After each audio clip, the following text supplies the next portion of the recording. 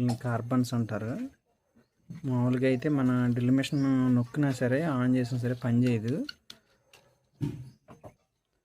మనం రిపేర్ షాప్కి తీసుకెళ్తూ ఉంటాం, కానీ తీసుకెళ్ళినప్పుడు ఒక 1000 రూపీస్, 400, 500, 600 అడుగుతూ ఉంటాడు. ఇది పని చేయదు.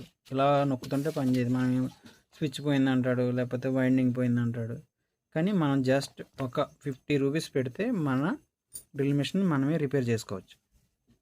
ఒక 50 ఎలా చేస్తానో చూడండి.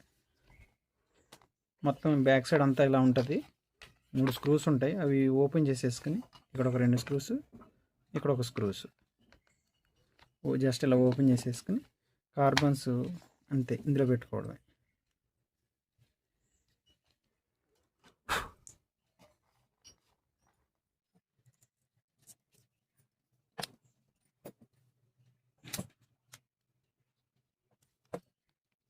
ఇట్లా పెట్టేసుకుని ఇది స్క్రూ టైట్ చేసేసుకోవడమే. సేమ్ డౌన్ కూడా అంతే.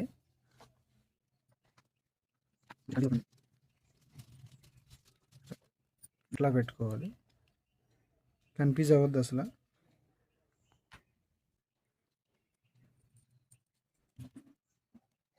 లోపల నొక్కేసి జస్ట్ పెట్టేసుకుని ఇక్కడ స్క్రూస్ ఉంటాయి. ఇది ఒక 2 స్క్రూస్, ఇది ఒక 2 స్క్రూస్ ఉంటాయి, చిన్న చిన్న స్క్రూస్. నేను ఫస్ట్ అయితే అంతా ఓపెన్ చేశాను, ఏంటి ప్రాబ్లం ఏంటి అని ఓపెన్ చేశాను. తర్వాత నాకు అర్థమైంది ఇది కార్బన్స్ పోయింది. ఇది ఫస్ట్ టైం కాదు, ఆల్రెడీ నేను 2 టైమ్స్ అయితే ఇలా కార్బన్స్ చేంజ్ చేశాను. నేను ఇది కొని దాదాపుగా 10 ఇయర్స్ అయితే అవుతుంది. 10 ఇయర్స్ పైన. నేను 2008లో ఈ డ్రిల్ మెషిన్ అనేది కొన్నాను.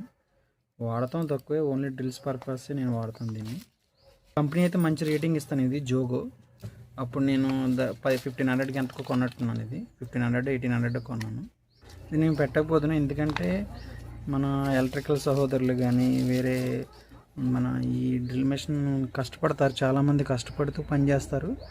ఆ కష్టం పోకూడదు ఇటు అని చెప్పి మీకు వీడియో పెడతాం జరుగుతుంది. బాక్స్లో పెట్టేసాను, మళ్ళీ స్విచ్ ఆన్ చేశాను.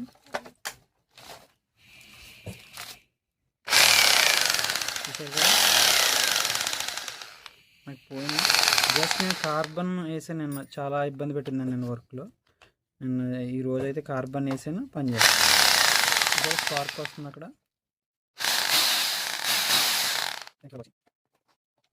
యాజ్ డిజిటల్ అని